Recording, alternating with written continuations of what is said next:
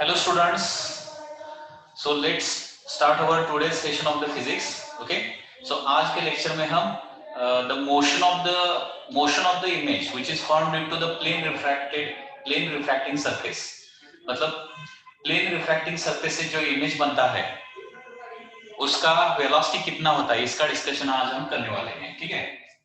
तो last time मैंने already इसका डिस्कशन किया है, थोड़ा सा और डिटेल में इसका अभी हम स्टडी करेंगे.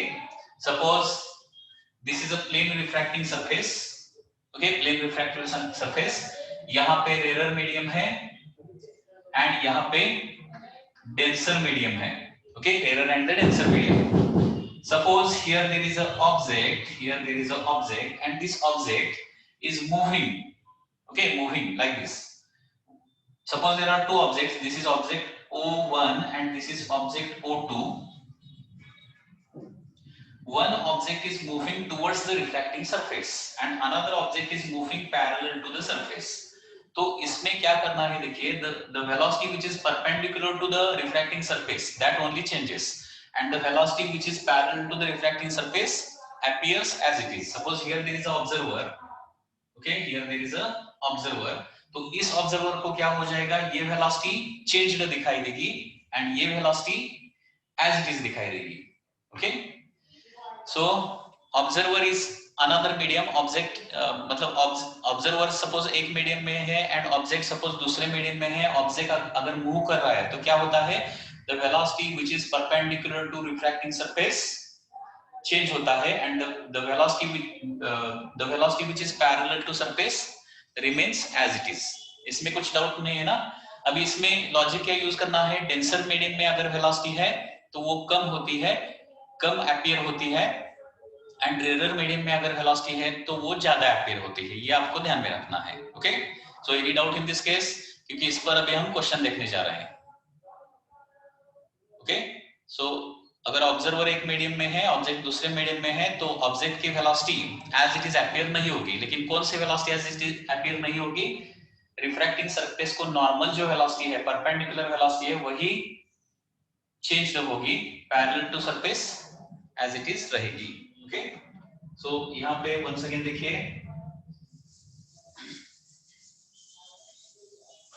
इसका एक क्वेश्चन देखेंगे. Suppose question is like this. This is the surface. Here there is an observer. Okay, here there is an observer looking from the top normally. यहाँ पे refractive index of water है 4/3 and there is a fish. Okay, there is a fish which is traveling with the velocity 2 meter per second as shown in the figure. So what is the velocity of the fish which appears to the observer? बताइए कितना velocity appear होगा. Fish का velocity observer को कितना दिखाई देगा. Correct, absolutely correct, क्योंकि अगर वेलोसिटी पैरेलल टू सरफेस है तो वो एज इट इज अपीयर होती है. Okay, so velocity that appears, that is called as apparent velocity. So apparent velocity in this problem will be 2 meter per second as it is. Okay, suppose here there is a fish like this. There is a fish like this and there is one fly. Okay, there is a fly. This fly refractive index of water is suppose 4/3. Refractive index of water कितना है, 4/3. And this fly is moving downward, exactly vertically downward move कर रहा है fly with the velocity 5 meter per second. With the velocity, for example, 3 meter per second लेते हैं. With the velocity 3 meter per second. Fly is moving downward with the velocity 3 meter per second and fish is observing the velocity of the fly. तो अभी यहाँ पे fish को ये fly की कितनी वेलोसिटी दिखाई देगी, बताइए. एक्चुअल वेलोसिटी कितनी है, 3 मीटर पर सेकंड है. फ्लाई की रियल वेलोसिटी है 3 मीटर पर second. So what is the velocity that appears to the fish. Fish को कितनी वेलोसिटी अपीयर होगी. अभी देखिए यहाँ पे एयर है, यहाँ पे वाटर है. So this is a rare medium. तो हमें लॉजिक क्या यूज करना है, रेयर मीडियम में वेलोसिटी ज्यादा अपीयर होता है. तो यहाँ पे velocity of the fly, that is apparent velocity of the fly will be equal to 3 into, बढ़ता है मतलब उससे mu से उसको मल्टीप्लाई करना पड़ेगा. So 3 into 4/3. So it is going to be 3 get cancel and 4 metre पर सेकेंड। बहुत सिंपल है। Any doubt in this case? कुछ डाउट नहीं है ना? तो इसमें क्या करेंगे, अभी थोड़ा सा और कॉम्प्लिकेटेड प्रॉब्लम स्टडी करेंगे। नेक्स्ट प्रॉब्लम देखिए क्या है।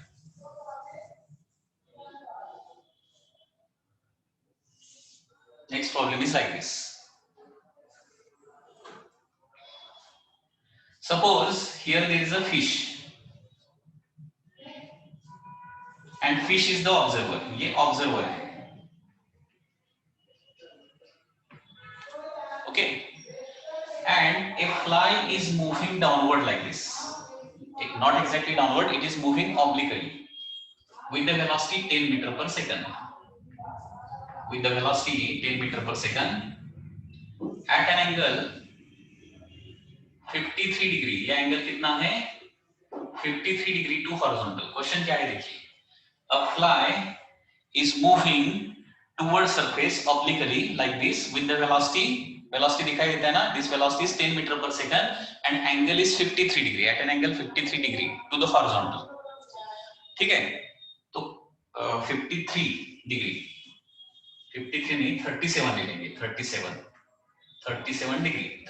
Degree to the horizontal. ठीक है, तो यहाँ पे ये फिश को ये वेलोसिटी, कितनी वेलोसिटी ऑब्जर्व होगी एंड कितने एंगल पर ऑब्जर्व होगी। एक्चुअली ये जो फ्लाई है वो फ्लाई है कितने डिग्री से आ रहा है? 37 डिग्री से आ रहा है ना। Actually velocity is at 37 degree to the horizontal. तो फिश को ये 37 डिग्री एज इट इज नहीं दिखाई देगा, 37 से थोड़ा सा डिफरेंट एंगल दिखाई देगा। रिफ्रैक्टिव इंडेक्स ऑफ एयर 1 रहता है and refractive index of water है 4/3। ओके,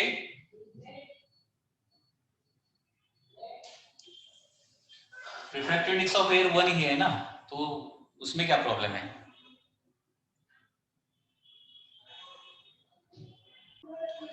तो ये क्वेश्चन कैसे सॉल्व करना है बताइए, अभी कैसे सॉल्व करना पड़ेगा? Siddhesh correct, Siddhesh you are correct. यहाँ पे कंपोनेंट निकालना पड़ेगा, क्योंकि हमें एक लॉजिक पता है, the velocity which is perpendicular to the refracting surface change होता है and the velocity which is parallel to the surface does not change। ये पता है, ये velocity exactly surface को parallel भी नहीं है या फिर perpendicular भी नहीं है, तो इसको क्या करना पड़ेगा, हमें components निकालना पड़ेगा। करेक्ट है ना? एंड कंपोनेंट निकाला तो बहुत इजी होता है, एक velocity perpendicular to refracting surface आ जाएगा, दूसरा velocity parallel to refracting surface आ जाएगा एंड हम उसके बाद थिंक कर सकते हैं। ओके, तो 10 के दो कंपोनेंट आ जाएगा, one component will be in this direction, another component will be in this direction. Correct है ना? तो यहाँ पे देखिए थीटा के साइड का कंपोनेंट क्या रहता है? कॉस वाला कंपोनेंट रहता है, तो ये कंपोनेंट कितना आ जाएगा? ये component, this horizontal component will be 10 cos 37 हो जाएगा एंड जिस साइड पर थीटा नहीं होता 10 sin 37। दो कंपोनेंट क्या रहते हैं? cos वाला और दूसरा sin वाला। जिस साइड थीटा है उस साइड का कंपोनेंट हमें cos कंपोनेंट लेना है, तो 10 cos 37 10 sin 37। तो ये कितना हो जाएगा? cos 37 का वैल्यू रहता है 4/5। ओके, cos 37 का वैल्यू 4/5, सो 10 into 4/5 मतलब ये 8 आ जाएगा। 10 into 4/5 मतलब 8 एंड यहाँ पे sin 37 मतलब 3/5, so 10 into 3/5 that will be equal to 6। okay, so fly is moving actually with 10 meter per second, means इसका मीनिंग क्या निकलता है? ये fly horizontally 8 से ट्रेवल कर रही है एंड वर्टिकली डाउनवर्ड 6 से ट्रेवल कर रही है। ठीक है, अभी इसमें से कौन सी वेलोसिटी चेंज नहीं होगी वो बताइए? that will appear to the fish as it is। कौन सी वेलोसिटी फिश को as it is appear होगी? 8 या फिर 6? 8 वाली velocity parallel to refracting surface as it is appear होगी एंड 6 वाली वेलोसिटी क्या हो जाएगी? 6 वाली velocity whether it is going to increase or decrease, whether it is going to increase or decrease, 6 वाली velocity it is going to increase। तो increase करने के लिए रिफ्रैक्टिव इंडेक्स से मल्टीप्लाई करना है, रिफ्रैक्टिव इंडेक्स से मल्टीप्लाई करना है मतलब 1 से नहीं मल्टीप्लाई करना है। ओके, एक मीडियम का रिफ्रैक्टिव इंडेक्स 1 रहेगा, दूसरे मीडियम का रिफ्रैक्टिव इंडेक्स कुछ म्यू रहेगा, तो उस म्यू से हमें मल्टीप्लाई करना है, वो ध्यान में रखिए। ओके, जो भी है मतलब इस मीडियम का है इसलिए 1 से मल्टीप्लाई करना है, ऐसा कुछ नहीं है यहाँ पे, ऐसा लॉजिक नहीं यूज करना है। ओके, रिफ्रैक्शन लेते वक्त एक साइड का रिफ्रैक्टिव इंडेक्स 1 रहेगा, दूसरे साइड का रिफ्रैक्टिव इंडेक्स म्यू रहेगा, तो उस म्यू से मल्टीप्लाई करना है या फिर डिवाइड करना है। ओके, किसी भी साइड वेलोसिटी रहने दो, ये ध्यान में रखना है। सो 6 इंटू 4/3 करना पड़ेगा, 6 इंटू 4/3, सो 6 इंटू 4/3 मतलब कितना हो जाएगा 8, 6 इंटू 4/3 करेक्ट है ना, 6 इंटू 4/3। अभी यहाँ पे डायग्राम निकालता हूँ, तो फिश, वो जो फिश जो है, ऑब्जर्वर जो है, उस ऑब्जर्वर को ये जो फ्लाई है हॉरिजॉन्टली 8 से ट्रैवल करता हुआ दिखाई देगा, एंड वर्टिकली आल्सो 8, करेक्ट है ना। रियलिटी में फ्लाई हॉरिजॉन्टली 8 से ट्रैवल कर रहा है, वर्टिकली 6 से ट्रैवल कर रहा है रियलिटी में एक्चुअली, लेकिन फिश को कैसे दिखाई देगा, हॉरिजॉन्टली भी 8 से ट्रैवल करता हुआ दिखाई देगा एंड वर्टिकली भी 8 से ट्रैवल करता हुआ दिखाई देगा। ठीक है, तो यहाँ पे रिजल्टेंट वेलोसिटी कितना आ जाएगा, फिर से अभी क्या करना पड़ेगा, न्यू कंपोनेंट मिले तो कंपोनेंट से फिर एक बार हमें नया वेलोसिटी निकालना पड़ेगा। अगर दोनों कंपोनेंट पता है, these two velocities are perpendicular velocities ना, तो रिजल्टेंट कैसे निकालते हैं, resultant is equal to square root of ax square plus ay square, मतलब horizontal component square plus vertical component square.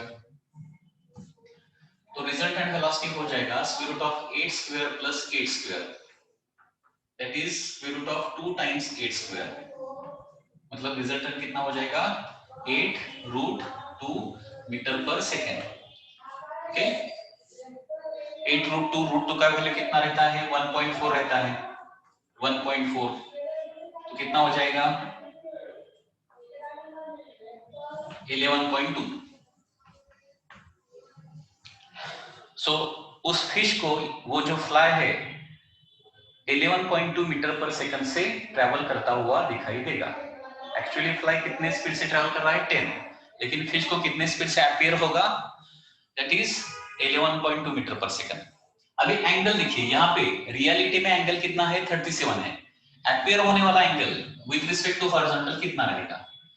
देखिए यहाँ पे हमने ये ट्राइंगल कंसीडर किया, तो ये भी 8 है और ये भी 8 है, दोनों साइड क्या है, कितना है 8 एंड 8 है, तो यहाँ पे ये एंगल कितना हो जाएगा 45 degree.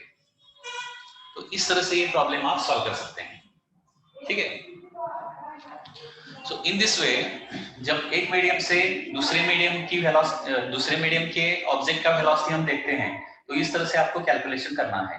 Okay, along the surface velocity parallel to surface velocity है तो उसको as it is लेना है, perpendicular to surface velocity है तो उसको इंक्रीज करना है या फिर डिक्रीज करना है। ओके, एंड अगर ऑब्लिक वेलोसिटी है, ऑब्लिक वेलोसिटी, तो उसको क्या करना है, उसको कंपोनेंट में डिवाइड करना है। ओके, उसको क्या करना है, कंपोनेंट, उसके कंपोनेंट्स निकालने हैं हमें, एंड एक कंपोनेंट पैरेलल टू सरफेस रहेगा, दूसरा कंपोनेंट परपेंडिकुलर टू सरफेस रहेगा, तो पैरेलल टू सरफेस के कंपोनेंट को एज इट इज रखना है एंड परपेंडिकुलर टू सरफेस को, सरफेस के कंपोनेंट को क्या करना है, ओनली चेंज करना है। ओके, अगर वो कंपोनेंट रेयर मीडियम में है तो उसको बढ़ाना है, अगर डेंसर मीडियम में है तो उसको कम करना है, रिड्यूस करना है। ओके, समझ में आया कि देखिए वंस अगेन एक्सप्लेन करता हूँ, कुछ स्टूडेंट को समझ में शायद नहीं आ रहा है। वंस अगेन देखिए, suppose this is a refracting surface and a fly is moving with the velocity of 10 meter per second at an angle 37 degree to horizontal। ठीक है, तो ये जो वेलोसिटी है सरफेस को पैरेलल भी नहीं है या फिर परपेंडिकुलर भी नहीं है, इसके लिए क्या करेंगे, इसके कंपोनेंट्स निकालेंगे।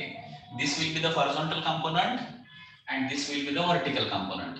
ये वेक्टर में हमने पढ़ा है कैसे कंपोनेंट, इसीलिए वेक्टर बहुत इंपॉर्टेंट है। देखिए हर चैप्टर में आपको वेक्टर की जरूरत पड़ती है। तो यहाँ पे 10 का, इधर एंगल वाली साइड का कंपोनेंट कितना रहता है 10 cos 37। सो 10 cos 37 का कैलकुलेशन करने पर कितना आता है 8। 10 cos 37 का कैलकुलेशन करने पर 8 आता है, एंड इधर वाला कंपोनेंट रहेगा 10 sin 37 एंड 10 sin 37 का कैलकुलेशन करने के बाद 6 कंपोनेंट आता है। अगर यहाँ पे ऑब्जर्वर है तो इस ऑब्जर्वर को 8 वेलोसिटी क्या रहेगी, एज इट इज दिखाई देगी, because this is parallel to the refracting surface. ये रिफ्रैक्टिंग सरफेस है, velocity 8 is parallel to the surface, so it will appear as it is. ठीक है, 6 की जो वेलोसिटी है it is towards the surface. अभी टुवर्ड्स सरफेस या फिर नॉर्मल टू द सरफेस जो वेलोसिटी होती है, नॉर्मल टू सरफेस जो वेलोसिटी होती है वो चेंज होती है। अगर रेयर मीडियम में वेलोसिटी है तो वो बढ़ जाती है, because this is a rare medium ना, this is a rare medium and ये डेंसर मीडियम है। इसका रिफ्रैक्टिव इंडेक्स 4/3 दिया है, तो 6 को क्या करना है, 4/3 से रिफ्रैक्टिव इंडेक्स से मल्टीप्लाई करना है। सो 6 इंटू 4/3 मतलब ये भी 8 आ जाएगा। मतलब इस ऑब्जर्वर को इस फ्लाई की वेलोसिटी, हॉरिजॉन्टल वेलोसिटी भी 8 दिखाई देगी एंड वर्टिकल वेलोसिटी भी 8 दिखाई देगी, लाइक दिस। अगर दोनों वेलोसिटी 8 एंड 8 है तो रिजल्टेंट मतलब दो कंपोनेंट 8 एंड 8 है, okay. If two perpendicular components are 8 and 8 then how to find resultant velocity, vector में हमने पढ़ा है, okay. So r is equal to square root of horizontal component square plus vertical component square, okay। या फिर इसको ऐसे भी लिख सकते हैं, resultant velocity is equal to phi x square plus phi y square। अगर x डायरेक्शन में वेलोसिटी पता है, y डायरेक्शन में वेलोसिटी पता है, तो रिजल्टेंट वेलोसिटी कैसे निकालते हैं, square root of phi x square plus phi y square। तो square root of 8 square plus 8 square, so this velocity is coming to be 8√2, that is 11.2 meter per second। so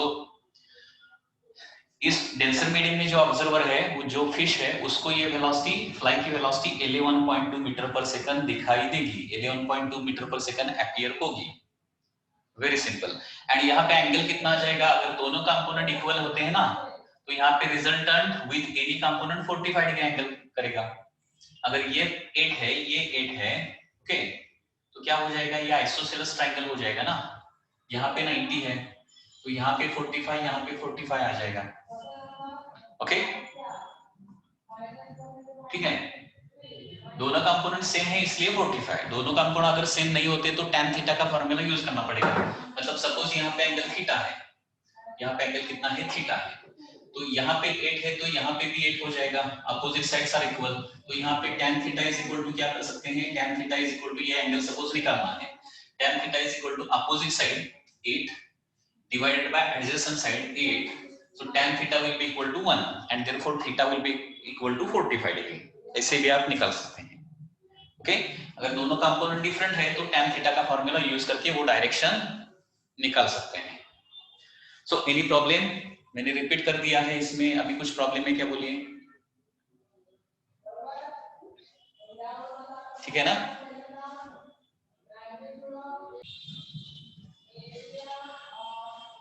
next concept is time taken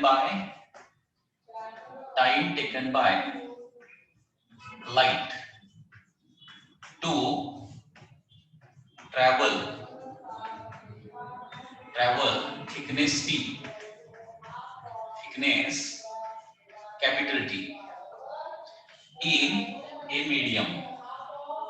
in a medium of a refractive index mu, okay। Time taken by light to travel thickness T in a medium of refractive index mu। Suppose there is a medium like this or there is a slab like this, okay, this is a slab। इसका thickness कितना है, thickness is equal to T and a ray of light is traveling through this thickness normally like this। तो ये जो T thickness है, T thickness पास करने के लिए थ्रू द ग्लास स्लैब कितना टाइम लगेगा वो हमें निकालना है। यहाँ पे रिफ्रैक्टिव इंडेक्स दिया है, रिफ्रैक्टिव इंडेक्स कितना है, refractive index Ri is equal to mu दिया है, okay. How much time light takes to travel this particular thickness, okay. तो वो कैसे निकालेंगे, देखिए, हमें पता है speed is equal to distance divided by time, speed is equal to distance divided by time. ये फॉर्मूला तो आपको पता होगा, 10th स्टैंडर्ड में देखा होगा अपने फॉर्मूला।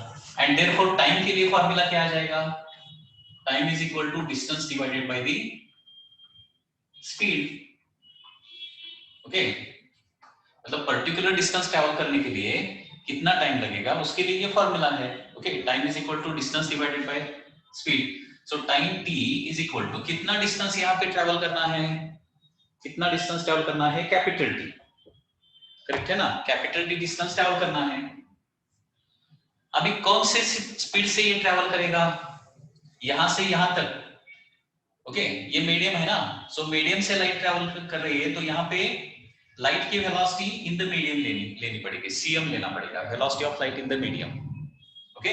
क्योंकि अगर मतलब time to travel particular thickness in medium निकालना है, तो उस मीडियम का ही वेलोसिटी, मीडियम में लाइट का कितना वेलोसिटी है वही लेना पड़ेगा ना।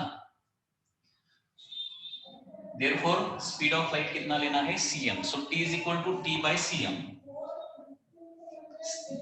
where cm क्या है यहाँ पे, cm is the velocity of light in that medium, okay, cm is the velocity of light in that medium, but velocity of light in medium कैसे निकालते हैं, velocity of light in medium, velocity of light in air divided by refractive index, okay, अगर air में velocity c है, medium का refractive index mu है, okay, medium का refractive index कितना है, म्यू है, तो यहाँ पे मीडियम में वेलोसिटी कितनी हो जाएगी, c बाय म्यू, मीडियम में वेलोसिटी कम होती है, पता है ना, हमेशा एयर में जितने वेलोसिटी है ना उससे वेलोसिटी कम हमेशा मीडियम में होती है, कितनी कम होती है, c बाय म्यू, ओके, इस तरह से कम होती है, so velocity of light in a medium is equal to c by mu, तो cm की जगह c बाय म्यू रखता हूं मैं, so t is equal to capital T divided by c by mu, तो म्यू ऊपर चला जाएगा and therefore mu T by C, okay, mu T by C, this is the formula,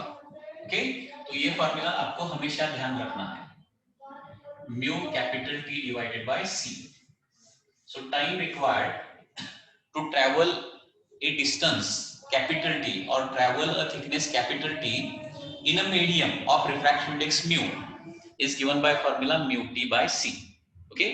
once again देखिए, यहाँ पे एक मीडियम है या फिर स्लैब है जिसका थिकनेस कितना है, टी है, ओके, रिफ्रैक्टिव इंडेक्स कितना है, म्यू है, ओके, तो यहाँ पे ये डिस्टेंस ट्रैवल करने के लिए, थिकनेस ट्रैवल करने के लिए कितना टाइम लगेगा, that we want to calculate now. उसके लिए क्या करेंगे, ये बेसिक फार्मूला यूज करेंगे, बेसिक फार्मूला क्या है, speed is equal to distance divided by time, so time is equal to क्या आ जाएगा, डिस्टेंस डिवाइडेड बाय स्पीड आ जाएगा, करेक्ट है ना, so time is equal to distance कितना ट्रैवल करना है, टी डिस्टेंस ट्रैवल करना है, स्पीड कितना लेना है, किसका स्पीड, लाइट का स्पीड लेना है, लेकिन कहाँ का, उस मीडियम का स्पीड लेना है, मीडियम में कितना स्पीड होगा वही लेना है ना, cm, सो t बाय cm लेना है, ओके, यहाँ पे c नहीं ले सकते, cm लेना पड़ेगा, and velocity of light in medium कैसे निकालेंगे, velocity of light in vacuum divided by mu, velocity of light in vacuum divided by mu, that is the velocity in the medium, okay, so therefore t is equal to, ये देखिए अभी t is equal to thickness capital T divided by c by mu, तो mu ऊपर चला जाएगा and क्या हो जाएगा, formula mu t by c, so time to travel thickness T in a medium is given by formula mu t by c, okay, what is the formula, mu t by c, time taken by light to travel thickness T in a medium of refractive index mu is equal to mu t by c, समझ में आया क्या, देखिए, any doubt in this case, time taken by light to travel thickness T is given by formula mu t by c, okay, mu t by c, okay, number of waves के लिए इसी तरह का एक सिमिलर फार्मूला था, number of waves in a medium of thickness T mu t by lambda था, पता है ना, mu t by lambda, where lambda is the wavelength in vacuum, उसी तरह से time required to travel thickness T is given by formula mu t by c, where c is the velocity of light in vacuum, okay, ये vacuum का velocity है, c by mu करने पर medium का velocity आता है, c by mu करने पर, ओके, ओके, तो ये दोनों सिमिलर फार्मूले हैं, नंबर ऑफ वेव्स का formula mu t by lambda हमने देखा था, नंबर ऑफ वेव्स का formula mu t by lambda, and time to travel particular thickness in a medium mu t by c, mu t by c, okay. अभी देखिए यहाँ पे अगर suppose एक नंबर ऑफ मीडियम है like this, okay, number of medium like this, इसका refractive index mu1 है, इसका रिफ्रैक्टिव इंडेक्स mu2 है, इसका रिफ्रैक्टिव इंडेक्स mu3 है, and light is normally incident and it is traveling like this, okay, तो यहां से यहां तक जाने के लिए कितना टाइम लगेगा, from this point two this point कितना टाइम लगेगा वो हमें निकालना है, ठीक है, तो यहाँ का थिकनेस सपोज T1 है, यहाँ का थिकनेस T2 है और यहाँ का थिकनेस कितना है T3 है। तो ये डिस्टेंस ट्रैवल करने के लिए μ1 T1 by c टाइम लगेगा, करेक्ट है ना। μt by c की जगह μ1 T1 by c, because c is the velocity of light in the medium ना, c is the velocity of light in vacuum ना, okay, velocity of light in vacuum। so यहाँ पे time लगेगा हमें μ1 T1 divided by c, ये thickness travel करने के लिए टाइम लगेगा μ2 T2 by c, एंड ये T3 थिकनेस ट्रैवल करने के लिए टाइम लगेगा μ3 T3 by c। So total time लगेगा इनका addition, this is the total time required to travel this composite slab, μ1 T1 by c plus μ2 T2 by c plus μ3 T3 by c। यहाँ पे c 1 by c common भी ले सकते हैं, okay, 1 by c common भी ले सकते हैं, 1 by c bracket μ1 T1 plus μ2 T2 plus μ3 T3, okay.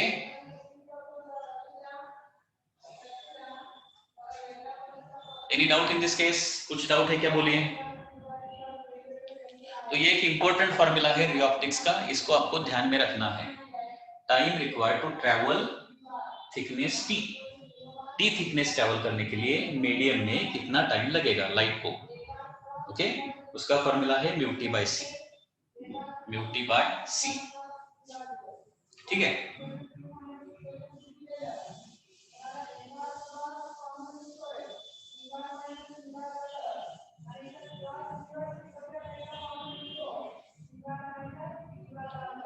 Now the next concept is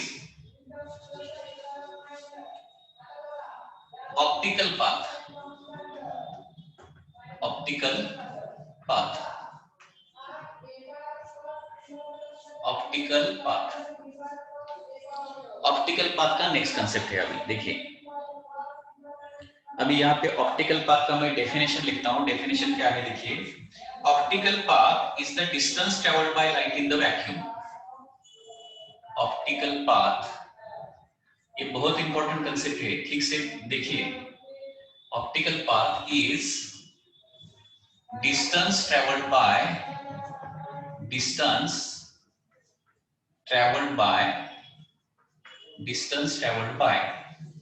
light, distance traveled by light in vacuum, okay। optical path is the distance traveled by light in vacuum, okay। यहाँ पे important word है in the same time, okay, in the same time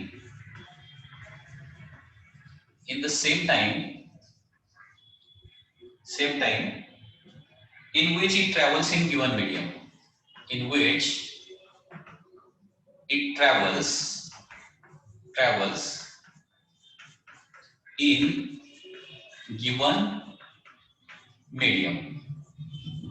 given medium, okay। so this is the concept of optical, मतलब definition इस तरह से है, okay। definition is like this: optical path is the distance traveled by light in vacuum in the same time in which it travels in the given medium। तो इसका मतलब क्या निकल रहा है, देखिए इसका मीनिंग क्या है।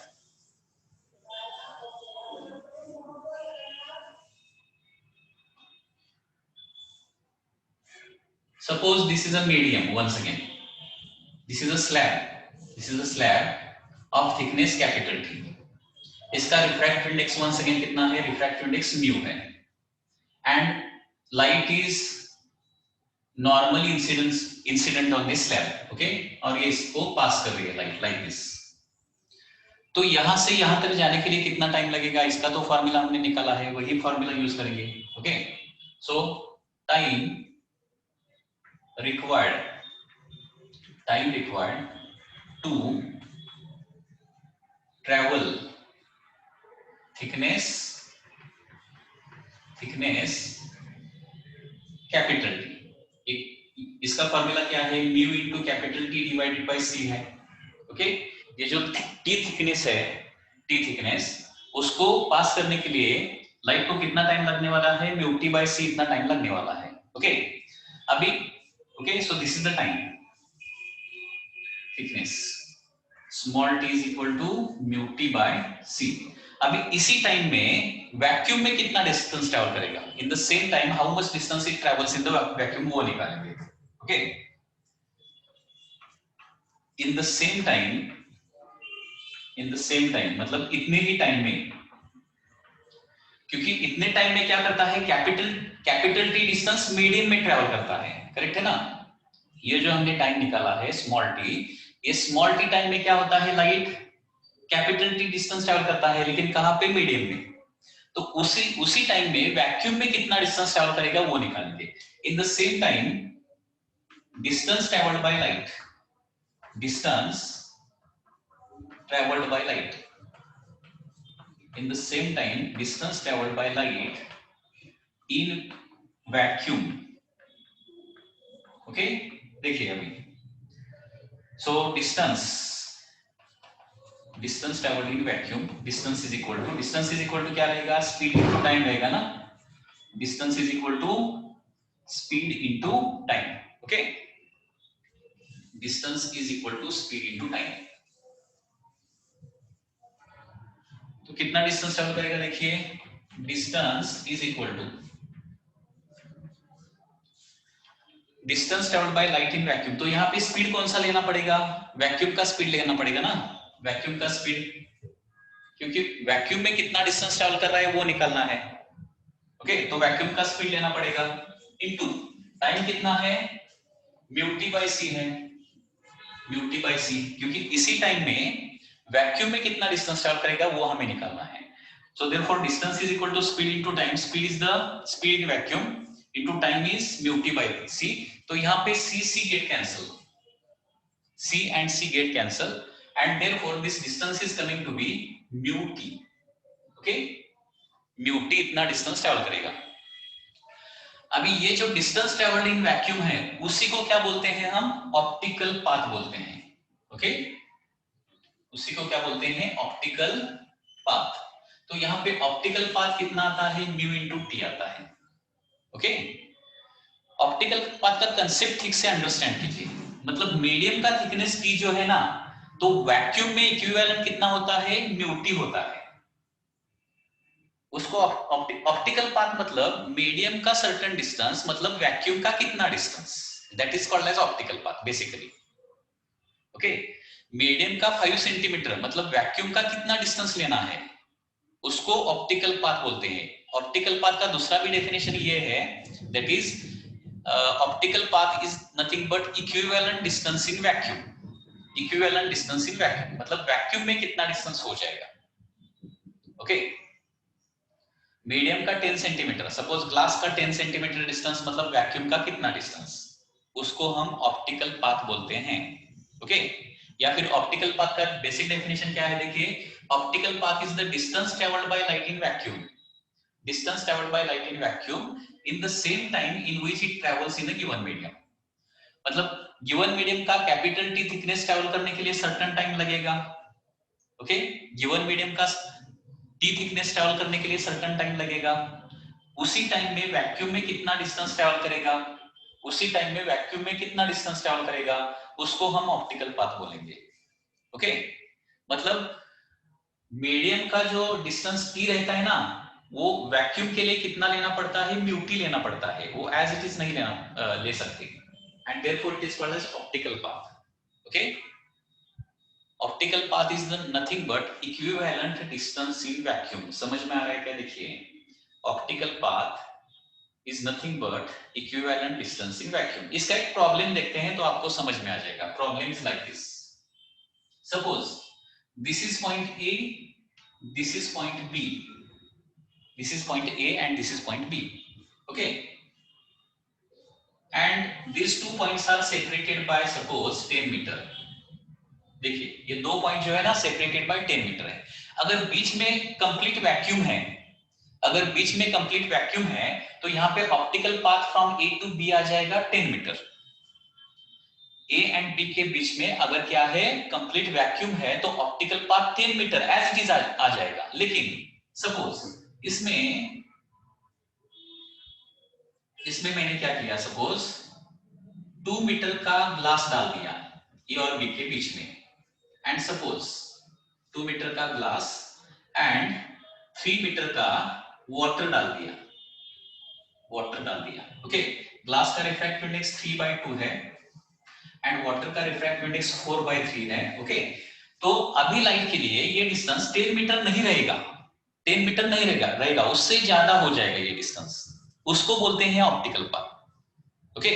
सो it will not remain as this 10 metre for light, हमें दिखाई देगा 10 मीटर, लेकिन लाइट के लिए वो 10 मीटर नहीं रहेगा, ओके। कितना हो जाएगा वो निकालना है। तो यहाँ पे बेसिकली कितने मीडियम है, देखिए टोटल ए और बी के बीच में कितने टोटल मीडियम है वो मुझे बताइए, कितने मीडियम है, टोटल मीडियम कितने हैं, 3 है ना, ग्लास है, वाटर है, और बीच वाला जो स्पेस है वहां पे क्या है, वैक्यूम है ना। तो यहाँ पे total optical path from A to B, total optical path from A to B कितना आ जाएगा, देखिए वैक्यूम का डिस्टेंस कितना है, बोलिए मुझे यहाँ पे वैक्यूम का डिस्टेंस कितना होगा, वैक्यूम का डिस्टेंस, या फिर यहाँ पे ऑप्टिकल पाथ के लिए पहले फॉर्मूला लिखता हूँ, फॉर्मूला क्या हो जाएगा, mu A T A plus mu G T G plus mu W T W, okay ना, formula mu A T A mu G T G mu W T W. तो यहाँ पे वैक्यूम या फिर फी लिखता हूँ, एयर नहीं vacuum, mu phi T V mu G T G mu W T W, ठीक है। तो यहाँ पे वैक्यूम का रिफ्रैक्टिव इंडेक्स 1 होता है, और वैक्यूम में कितना डिस्टेंस है, ये 2 मीटर हो गया, या 3 मीटर हो गया, 5 मीटर, ग्लास और वाटर में 5 मीटर चला गया, टोटल डिस्टेंस कितना है ए और बी के बीच में, तो यहाँ पे वैक्यूम का डिस्टेंस है 5, तो वैक्यूम का डिस्टेंस एज इट इज रहता है ऑप्टिकल पाथ के लिए, 1 into 5 मतलब 5 ही आ जाएगा ना, plus okay mu G into T G, मतलब म्यू जी कितना है, 3/2 है, थिकनेस ऑफ ग्लास कितना है, 2 मीटर है, plus refractive index of water कितना है, 4/3, एंड थिकनेस ऑफ वाटर कितना है, 3 है, so this is 5, okay, 5 into 1 5, 2 get cancel, 3 plus 3 get cancel, तो 4 बचेगा, so this is coming to be 12 meter, okay, so 12 meter is the optical path। तो optical path का formula, basic formula क्या है, देखिए ऑप्टिकल पाथ का μ1 t1 plus μ2 t2 plus μ3 t3 and so on, this is the formula for the optical path, okay, समझ में आ रहा है ना, मतलब एक्चुअली ये डिस्टेंस क्या है, 10 मीटर है, ये 10 मीटर डिस्टेंस जाने के लिए जितना टाइम लगेगा ऑप्टिकल पाथ का, अभी यहाँ पे कंसेप्ट समझिए क्या है, ए टू बी जाने के लिए जितना टाइम लगेगा through vacuum, through glass, through water, जितना टाइम लगेगा उसी टाइम में वैक्यूम में वो कितना डिस्टेंस टोटल ट्रैवल कर सकता है, 12 मीटर ट्रैवल कर सकता है, ओके, थोड़ा ज्यादा डिस्टेंस ट्रैवल कर सकता है, क्योंकि ग्लास में एंटर करने के बाद वेलोसिटी कम हो जाएगा, तो यहाँ पे थोड़ा सा ज्यादा टाइम लगेगा, उसके बाद वैक्यूम में आने के बाद फिर से वेलोसिटी बढ़ जाएगा, वाटर में जाने के बाद फिर से वेलोसिटी क्या हो जाएगा, थोड़ा सा कम हो जाएगा, वेलोसिटी कम होगा मतलब थोड़ा सा और ज्यादा टाइम लगेगा, ओके। तो ए टू बी जाने के लिए through vacuum, glass and water जितना टाइम लगेगा, ओके, जितना टाइम लगेगा उसी टाइम में, अगर यहाँ पे उसी टाइम में कंप्लीट वैक्यूम में कितना डिस्टेंस ट्रैवल करेगा, वो 12 मीटर डिस्टेंस ट्रैवल करेगा, उसको बोलते हैं optical path, okay, that is called as optical path. So इस तरह से ये ऑप्टिकल पाथ का कंसेप्ट है, इसका एप्लीकेशन जो है वो हम थोड़ा सा बाद में स्टडी करेंगे, क्योंकि वेव ऑप्टिक्स, रे ऑप्टिक्स के बाद वेव ऑप्टिक्स नाम का टॉपिक है, उसमें इंटरफेरेंस का कंसेप्ट है, इंटरफेरेंस, तो इंटरफेरेंस में हम ये ऑप्टिकल पाथ किस तरह से यूज होता है वो हम देखेंगे। अभी तो आपको इतना ही ध्यान में रखना है, optical path is nothing but mu into T. Optical path मतलब क्या ध्यान में रखना है, refractive index into thickness, okay. अगर नंबर ऑफ मीडियम है तो ऑप्टिकल पाथ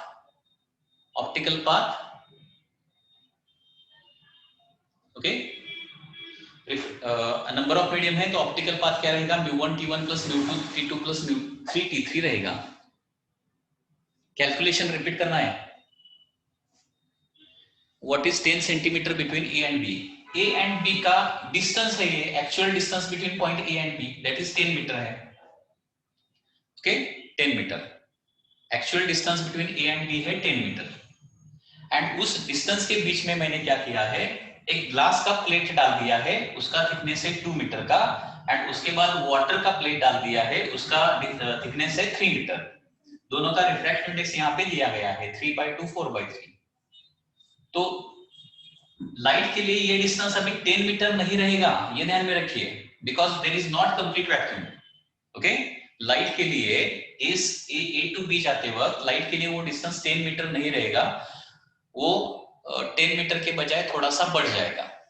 लाइट के लिए वो डिस्टेंस 12 मीटर रहेगा, ठीक है। क्योंकि ऑप्टिकल पाथ क्या है, ए टू बी जाने के लिए अभी सर्टेन टाइम तो लगने वाला है लाइट को, लाइट का सर्टेन स्पीड है, सर्टेन डिस्टेंस लाइट को ट्रैवल करना है, ए टू बी जाना है ना उसको, करेक्ट है ना, तो उसको सर्टेन टाइम लगेगा। उसी टाइम में लाइट वैक्यूम में कितना डिस्टेंस ट्रैवल करेगी, वैक्यूम में इन द सेम टाइम वैक्यूम में कितना डिस्टेंस ट्रैवल करेगी, उसको ऑप्टिकल पाथ बोलते हैं, ठीक है। तो ऑप्टिकल पाथ का फॉर्मूला क्या है, यहाँ पे अगर 3 मीडियम है, अगर एक ही मीडियम होता है तो ऑप्टिकल पाथ का फॉर्मूला क्या आता है, एक ही मीडियम के लिए mu T, mu into T, correct है ना, एक ही मीडियम के लिए म्यू इनटू टी। तो चाहिए तो फिर एक बार ये समझ लीजिए ठीक से, वंस अगेन ये ऑप्टिकल पाथ का ये डेरिवेशन फिर से समझिए तो आपको समझ में आ जाएगा। इसके पहले हमने कौन सा डेरिवेशन देखा है, अगर यहाँ पे ग्लास स्लैब एक स्लैब है जिसका थिकनेस की है, रिफ्रैक्टिव इंडेक्स म्यू है, तो ये टी थिकनेस ट्रैवल करने के लिए कितना टाइम लगेगा, ओके उसका फार्मूला तो पहले हमने ऑलरेडी डिराइव किया है, उसका फार्मूला क्या रहता है, mu t by c. So medium में टी डिस्टेंस जाने के लिए इतना टाइम लगेगा, म्यू टी बाई सी। अभी इतने ही टाइम में वैक्यूम में वो कितना डिस्टेंस ट्रैवल करेगा वो निकालेंगे, तो distance is equal to speed into time. तो वैक्यूम में कितना डिस्टेंस ट्रैवल करेगा ये निकालने के लिए वैक्यूम का स्पीड यूज करना पड़ेगा, स्पीड वैक्यूम का स्पीड, टाइम कितना लेना है, मीडियम में कितना टाइम लगता है उतना लेना है, mu t by c, c c cancel होता है, एंड यहाँ पे उसी टाइम में वैक्यूम में वो कितना डिस्टेंस ट्रैवल करेगा, म्यू टी डिस्टेंस ट्रैवल करेगा, एंड जो वैक्यूम में डिस्टेंस ट्रैवल करते हैं ना उसको बोलते हैं ऑप्टिकल पाथ। सो ऑप्टिकल पाथ का फार्मूला आता है म्यू इनटू टी, ओके। तो यहाँ पे अगर एक मीडियम है तो ऑप्टिकल पाथ का फार्मूला लेना है म्यू टी, अगर नंबर ऑफ मीडियम है तो ऑप्टिकल पाथ का फार्मूला लेना है mu one t one plus mu two t two plus mu three t three and so on, okay. अभी वंस अगेन यहाँ पे देखिए A and B are the 2 points, A and B are the 2 points, A and B के बीच में actual distance कितना है 10 metre है, एक्चुअल कितना डिस्टेंस है 10 मीटर। बीच में अगर ग्लास वाटर कुछ भी नहीं है, बीच में अगर ग्लास वाटर कुछ भी नहीं, बीच में वैक्यूम है, ए एंड बी के बीच में कंप्लीट वैक्यूम है, तो लाइट के लिए ये 10 metre distance as it is 10 metre ही रहेगा, ओके। लेकिन अगर बीच में मीडियम आता है ना तो ये डिस्टेंस लाइट के लिए, ओके, थोड़ा सा बढ़ जाता है, उसको बोलते हैं ऑप्टिकल पाथ, ठीक है।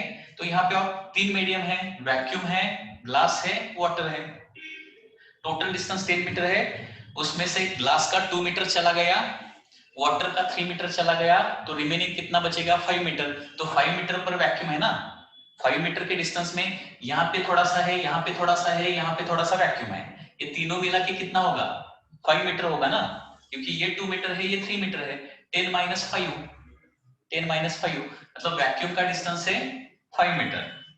तो वैक्यूम का डिस्टेंस तो एज इट इज रहता है लाइट के लिए, लेकिन दूसरे मीडियम का डिस्टेंस एज इट इज नहीं रहता, वो थोड़ा बढ़ जाता है, म्यू इनटू टी, 3/2 इंटू 2, क्योंकि यहाँ पे 2 है ना, रिफ्रैक्टिव इंडेक्स कितना है 3/2, 3 mu into t, 3/2 into 2, 4/3 into 3, 4/3 into 3, तो ये डिस्टेंस बन जाएगा 12 metre, okay.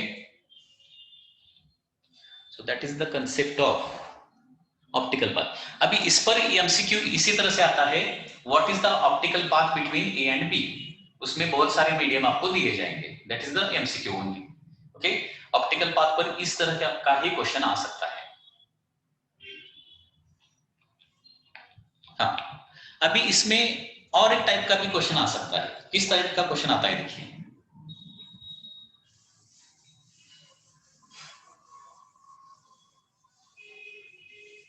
one more question related to this.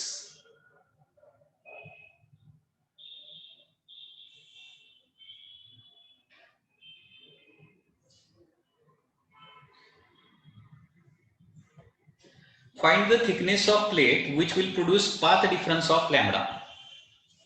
Question क्या है देखिए, find thickness of plate, find thickness of plate which will produce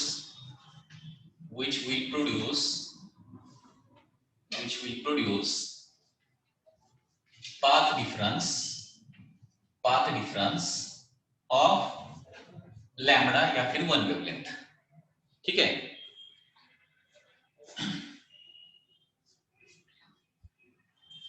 अभी देखिए suppose there are 2 points A and B.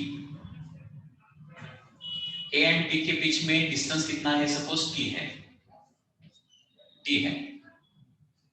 A and B के बीच में अगर कंप्लीट वैक्यूम है तो okay, so if vacuum is present between A and B, तो optical path कितना आ जाएगा फ्रॉम ए टू बी? बताइए ऑप्टिकल पाथ। पहले ए और बी के बीच में डिस्टेंस है capital T, and A and B के बीच में कंप्लीट वैक्यूम है, तो यहाँ पे ऑप्टिकल पाथ कितना आ जाएगा बताइए? Optical path as it is T आ जाएगा, क्योंकि mu into t is the formula for optical path। यहाँ पे वैक्यूम है तो refractive index 1 into t it will be t। अभी क्या करूंगा, यहाँ पे प्लेट डाल दूंगा a एंड b के बीच में। अभी मैं यहाँ पे प्लेट डाल दूंगा, ठीक है, प्लेट डाल दूंगा। If plate is inserted between a and b, plate is inserted between a and b, okay, then this is the optical path 1 बोलता हूं उसको। ओके, अभी न्यू ऑप्टिकल पाथ क्या आ जाएगा? Optical path 2। मतलब ए और बी के बीच में अभी मैंने प्लेट डाल दिया जिसका रिफ्रैक्टिव इंडेक्स म्यू है। ओके, रिफ्रैक्टिव इंडेक्स कितना है? म्यू है। तो अभी ए एंड बी के बीच में ऑप्टिकल पाथ कितना हो जाएगा बताइए? ए एंड बी के बीच में ऑप्टिकल पाथ कितना बनेगा? म्यू टी, करेक्ट है ना? क्योंकि ए एंड बी के बीच में डिस्टेंस है T and refractive index complete mu है, म्यू टी। तो यहाँ पे क्वेश्चन में क्या पूछा गया है? Find the thickness of plate which will produce path difference. Path difference मतलब ऑप्टिकल पाथ डिफरेंस लैम्बडा का चाहिए हमें। अभी देखिए ओरिजिनल ऑप्टिकल पाथ कितना था? लाइट का ओरिजिनल पाथ कितना था? टी था। अभी प्लेट डालने के बाद कितना हो जाएगा? म्यू टी हो जाएगा। तो पाथ डिफरेंस कितना आ जाएगा बताइए? Path difference due to that plate, मतलब प्लेट डालने के बाद due to that plate path difference कितना आ जाएगा बताइए? पाथ डिफरेंस निकालने के लिए दो पाथ का डिफरेंस निकालना पड़ेगा ना, सब्ट्रैक्शन करना पड़ेगा। ये म्यू टी है, ये टी है, कौन सा ज्यादा होगा? Okay, more minus less. Okay, mu T minus T करना पड़ेगा, mu into capital T minus T. तो यहाँ पे टी मैंने कॉमन निकाला तो म्यू माइनस 1 आ जाएगा। एंड ये पाथ डिफरेंस कितना होना चाहिए क्वेश्चन में दिया गया है? तो produce path difference lambda, lambda मतलब 1 वेवलेंथ होना चाहिए। Okay, path difference lambda. Okay, ये पाथ डिफरेंस कितना होना चाहिए? लैम्बडा होना चाहिए, ऐसा क्वेश्चन में दिया गया है। तो थिकनेस कितना होना चाहिए प्लेट का? So thickness of the plate will be lambda divided by mu minus 1, that will be the answer. Okay, so path difference lambda का क्रिएट होने के लिए यहाँ पे कितने थिकनेस का प्लेट हमें डालना पड़ेगा? Lambda by mu minus 1, lambda by mu minus 1। Okay, so इस तरह से ये क्वेश्चन हो सकता है। Any doubt in this question?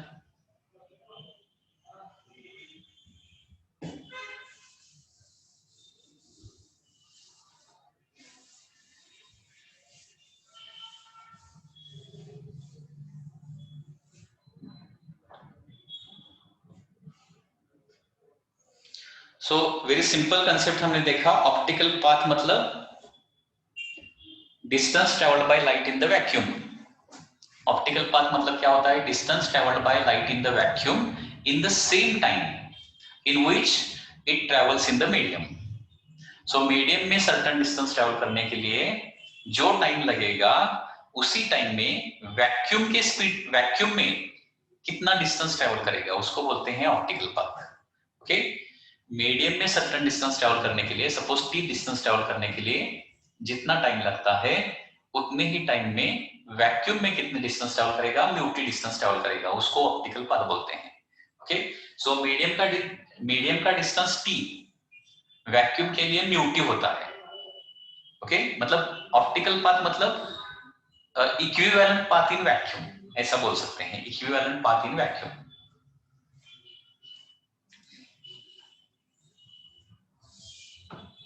हाँ, अभी एक इंपॉर्टेंट प्रॉब्लम हम स्टडी करने वाले हैं। प्रॉब्लम, ये प्रॉब्लम कैसा है देखिए।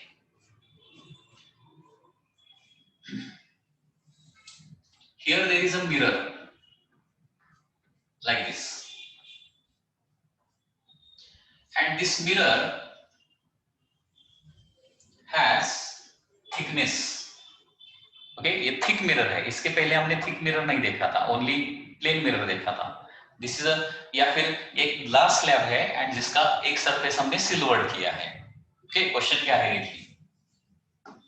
Question is like this, and इस ग्लास स्लैब का थिकनेस है, थिकनेस सपोज कितना है, 6 सेंटीमीटर है, थिकनेस है 6 centimetre, and one object is placed in front of this, object is placed in front of this mirror at a distance of suppose 20 centimetre. Object कहां पे रखा है, इस जो फ्रंट सरफेस है उस इस ग्लास शेप का या फिर मिरर का जो फ्रंट सरफेस है वहां से 20 सेंटीमीटर पर ऑब्जेक्ट को रखा है।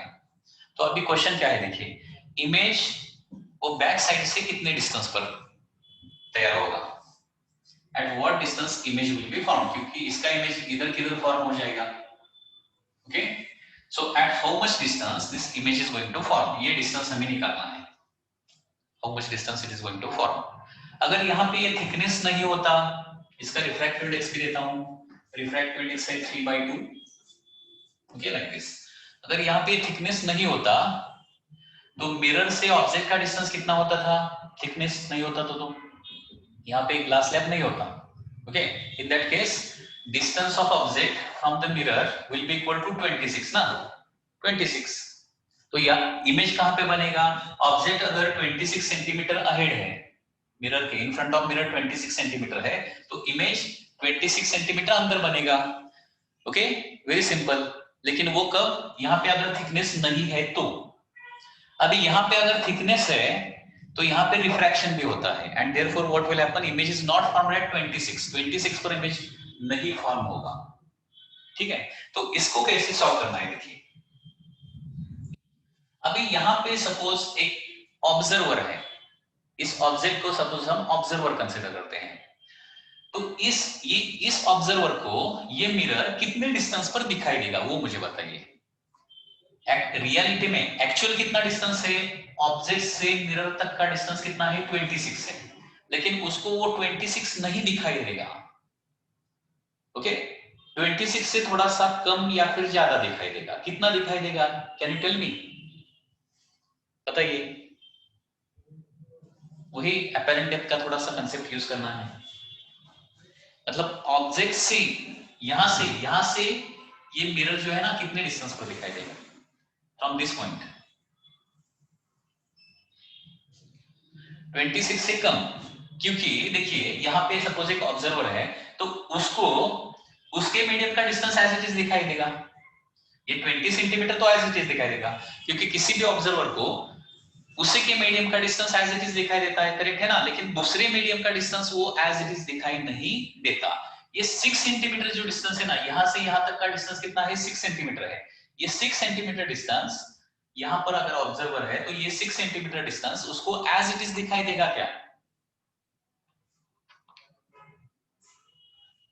लेस दिखाई देगा या फिर मोर दिखाई देगा, बताइए थोड़ा सा मुझे।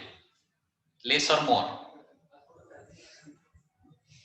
उसके लिए हमने वो कंसेप्ट पढ़ा है ना, डेंसर मीडियम का डिस्टेंस कम दिखाई देता है, रेयर मीडियम का डिस्टेंस ज्यादा दिखाई देता है, वही चीज यहाँ होने वाला है। ओके, लेस, तो यहाँ पे ये मिरर एक्चुअली यहाँ पे होगा, लेकिन इस ऑब्जर्वर को ये इधर दिखाई देगा, थोड़ा सा अंदर कम दिखाई देगा ना।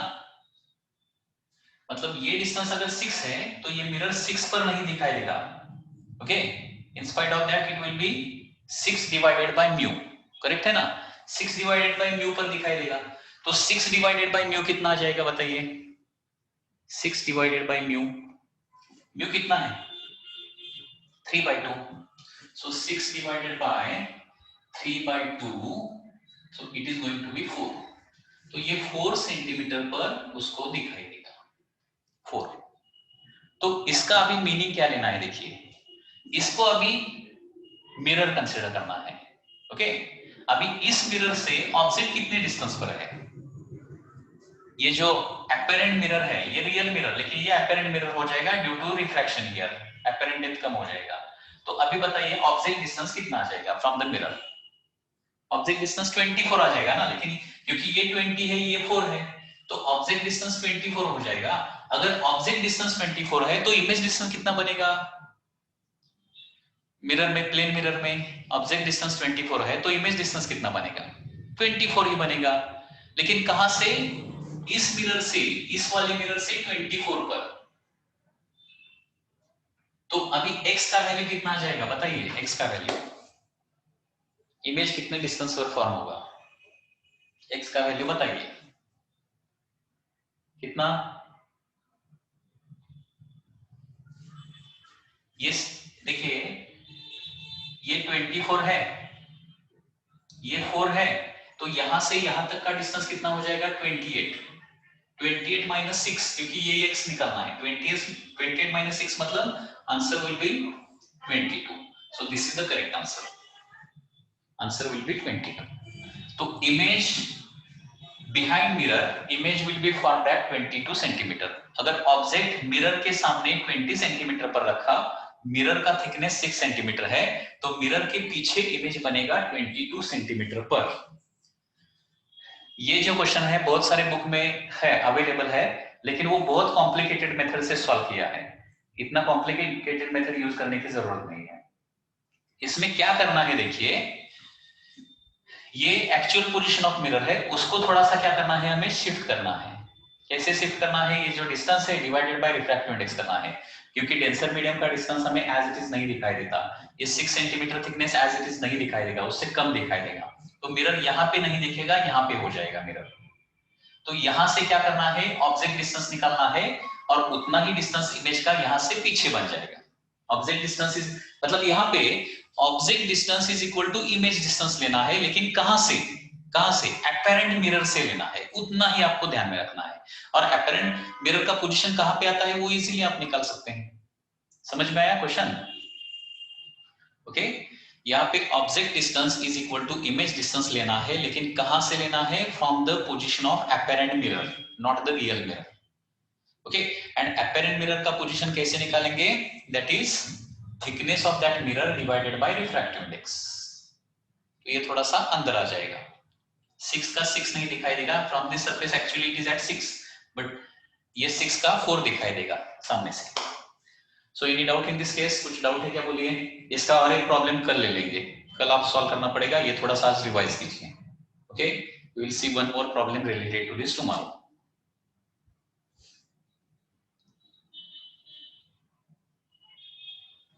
Okay, so this is all for today's lecture of the physics.